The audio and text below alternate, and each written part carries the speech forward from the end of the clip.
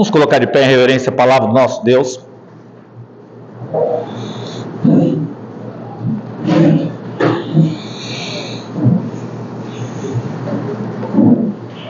Deixa eu pegar a mensagem. A Bíblia diz: portanto, quer comais, quer bebais, ou façais qualquer outra coisa, fazei tudo para a glória de Deus.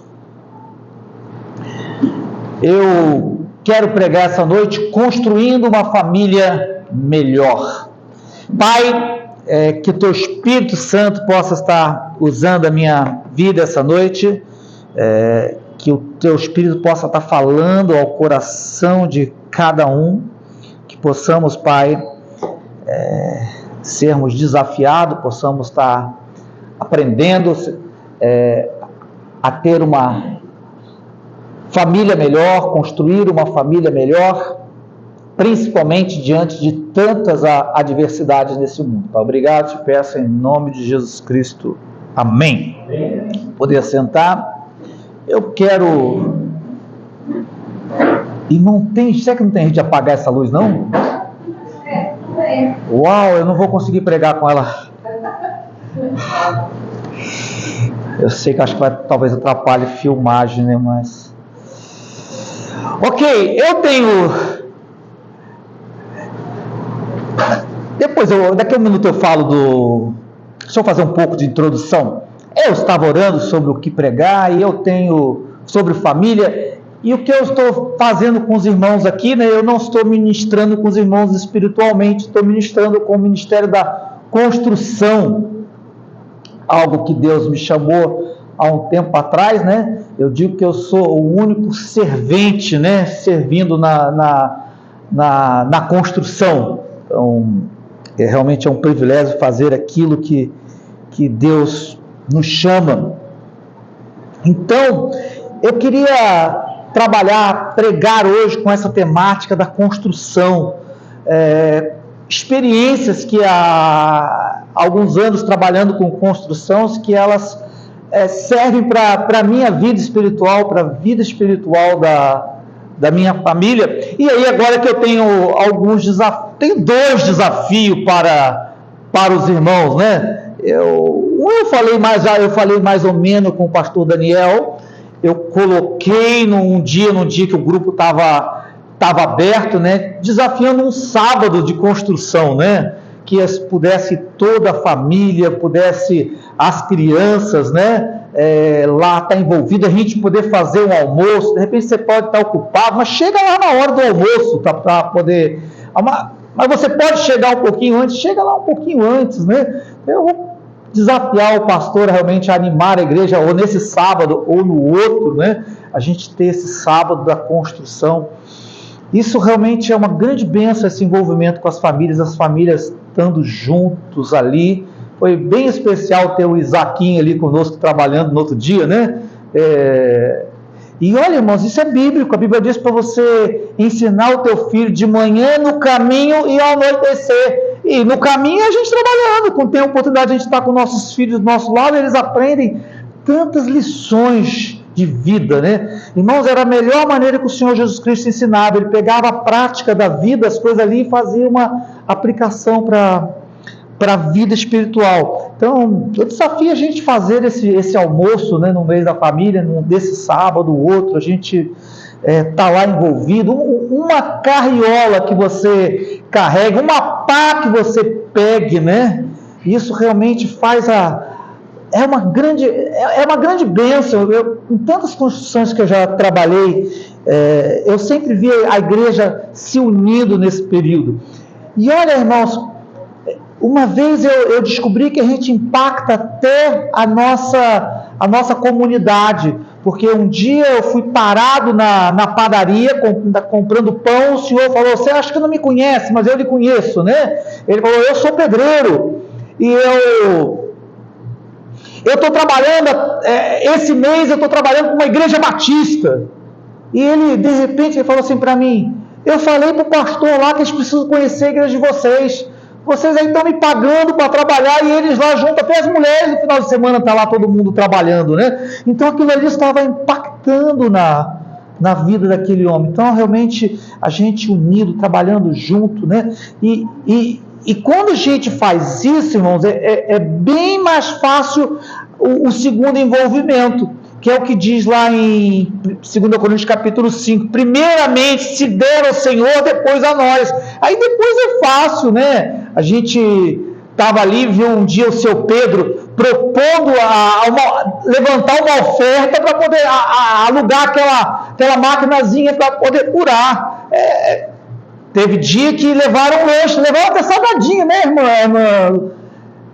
Eu disputei bem com o Isaac, né? Lá com os salgadinhos. Então, irmãos, quando a gente está ali trabalhando, a gente sente as necessidades, a gente até quer se envolver um pouquinho mais. Então eu deixo esse desafio. E o segundo desafio que eu tenho para a igreja é algo que eu já fiz para a igreja. Todo ano eu tenho um desafio com a minha vida. Tudo que eu entro de oferta desse terceiro, há alguns anos eu não uso. Eu uso zero meu 13º para mim. Eu não recebo de muitas igrejas dessa, mas toda igreja que me manda o 13º, eu uso ele para presente do rei. Um presente para o Senhor Jesus Cristo. Porque eu creio que Natal, se vamos comemorar o Natal, o aniversariante é o Senhor Jesus Cristo. Então temos que fazer alguma coisa que o agrade. Eu não quero te desafiar a você doar todo o teu 13º, isso é algo que Deus vem trabalhando aos poucos na minha vida, mas eu quero te desafiar que o aniversariante é o Senhor Jesus Cristo. Eu sempre desafio, gente, não vamos gastar no nosso Natal com mais coisas do que para nós do que presenteando ao aniversariante. Então seria uma ótima oportunidade de levantarmos aí uma oferta extra no final do ano, para que a gente possa acabar e a igreja realmente possa estar em dezembro, está entrando lá, quem sabe até pintado já as paredes laterais rebocadas, né? A gente possa estar como presente ao Senhor Jesus Cristo, dedicar o templo assim, essa primeira etapa do templo, eu sei que depois o templo mesmo vai ser ao lado, essa primeira etapa para o Senhor. Então eu deixo aí o desafio na introdução, porque eu vou estar falando sobre construção na mensagem, eu vou usar ilustrações de mensagem.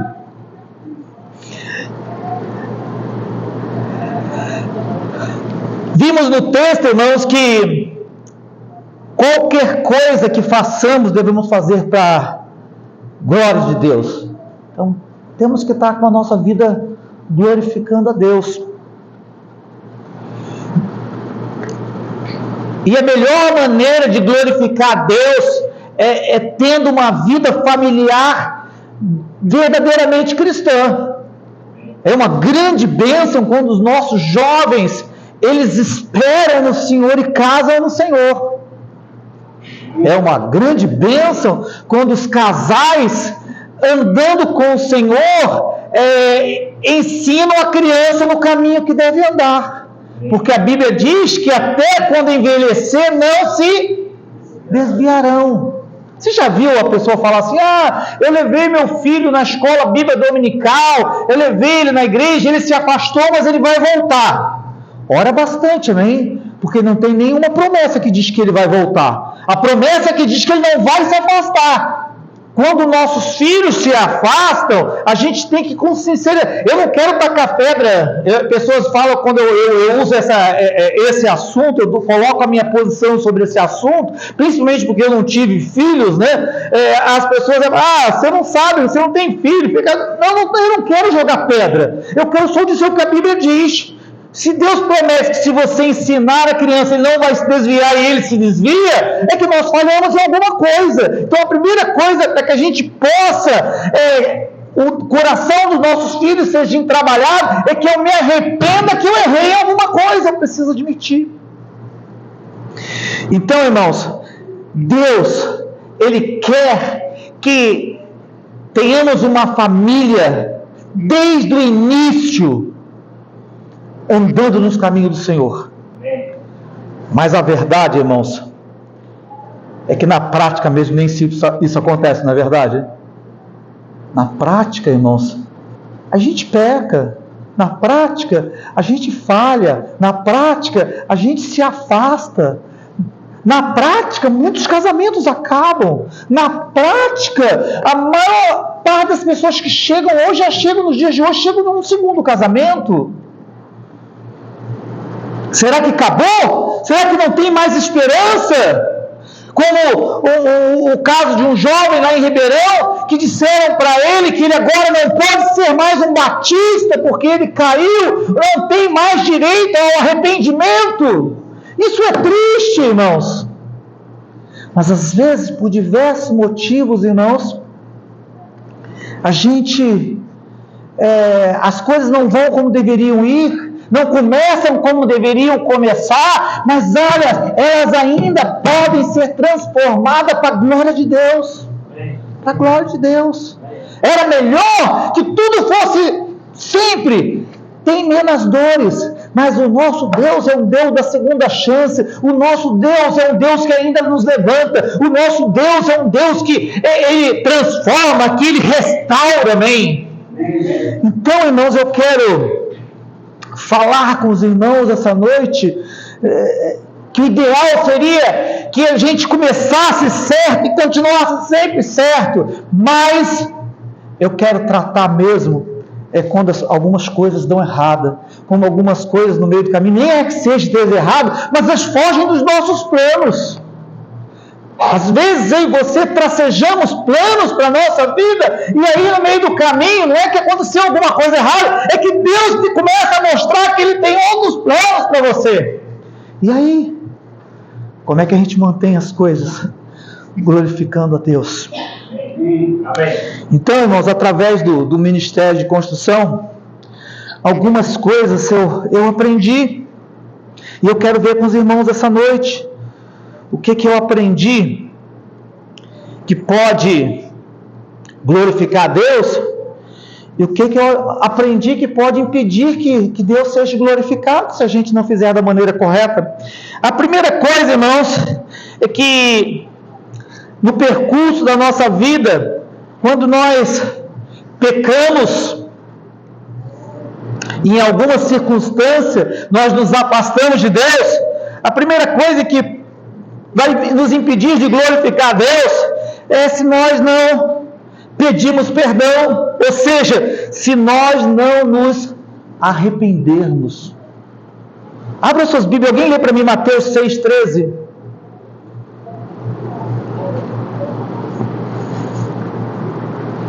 Mateus 6,13, alguém quando achar pode ler para mim?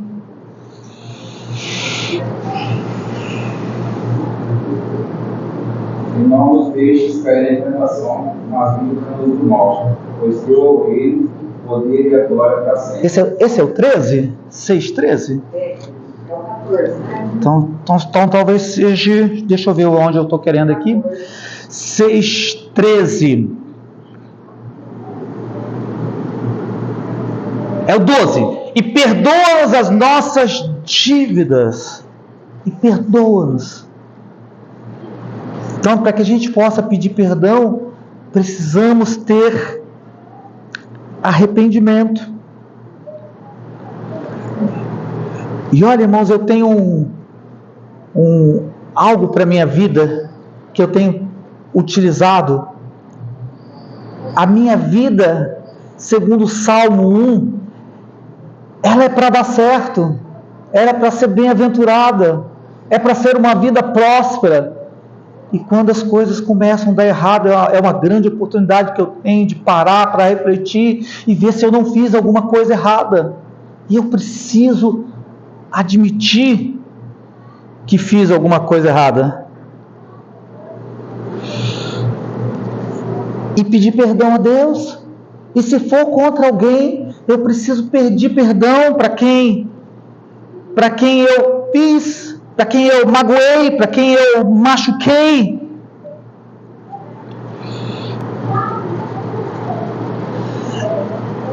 Se a gente não arrepende, irmãos, a gente pode se afastar. Nós, no nosso último trabalho de construção em Ribeirão Preto, nós quase perdemos o irmão Inácio, meu cunhado, irmão da Maria. O irmão Inácio, ele é uma máquina de trabalhar, mas pensa alguém que não dá para fazer serviço caprichado, amém? Mas ele é uma máquina de trabalhar. Mas, às vezes, irmãos, a gente não se arrepende por causa dos nossos orgulhos. Então, irmãos, um dia ele foi para a construção, nós fazíamos com tijolo ecológico, eu até vendi a ideia errado, né? Eu pequei, eu vendi que a ideia era mais fácil do que era, né? Mas tudo tem o seu milímetro, tudo tem o seu jeitinho, né? E o irmão Inácio, é fácil mesmo, é só jogar tijolo. Aí ele foi lá, contratou um pedreiro. Achávamos que ele é uma máquina de ser servente, de serventear, ele iria serventear o pedreiro, mas ele falou assim: você me serventeia, eu vou ser o pedreiro, né? Irmãos, aí ele entortou um paredão, ele conseguiu entortar um paredão. Ele conseguiu lá nos cantos, irmãos, fazer com que os tijolos não batessem. E logo alguém: não queremos mais o Inácio aqui. E foram tentar com muito jeitinho falar com ele: eu não venho mais nessa obra, né? Eu não apareço mais aqui. Irmãos, às vezes a gente é assim na nossa família, amém? A gente comete erros e não admite. Irmãos, eu já aprendi uma coisa, irmãos. Se Maria trunfou a cara para mim, eu fiz alguma coisa errada, amém? Eu posso achar que eu não fiz, né? Eu sei que eu fiz, amém? E eu vou lá e... A gente, quando no início que casa, né, vira uma brigueira danada, né? A gente nunca tá errado, né? Algum dia eu contei aqui a nossa primeira briga das panelas, irmã Luzia. Já ouviu a história das panelas? Brigamos feio, amém? Maria ficou até sem... a Maria ficou sem falar comigo. Foi 2 ou 3 dias. Eu falei que ia fazer almoço para ela, irmão Sidney, e eu vou começar a fazer almoço. Ela falou assim: eu não quero que use essa panela grande, eu quero a panela pequena. Eu falei: mas filha, eu só uso panela grande. E eu quero te dizer um negócio: se você vai dar uma boa refogada, vai dar alguma coisa, quanto maior a panela, mais secar, mais o bife vai ficar macio. Não, mas depois que lava eu. Ei, filha, eu já estou fazendo a comida, só lavar a louça. Mas eu quero. E eu virei: se você quer saber de uma coisa, toma a tua panela e faz a comida, amém?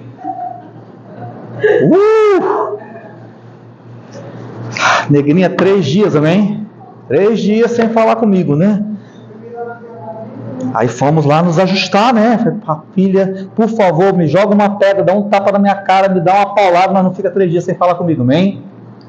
E a Bíblia nos diz isso para não se pôr o sol sobre a nossa ira, né? Então, irmãos, a gente precisa entender que é erro. E casal tem muita dificuldade com isso, né? De admitir o erro. Mas alguém tem que ceder, amém? Alguém tem que ceder.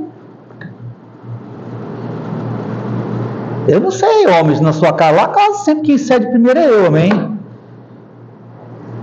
Mas alguém tem que ceder, amém? Alguém precisa ceder. Alguém, irmãos, principalmente nos conflitos, irmãos, sempre os dois acabam errando, amém?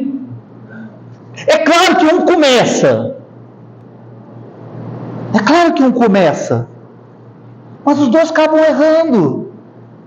Quer ver uma história? Quem começou o problema lá naquela história que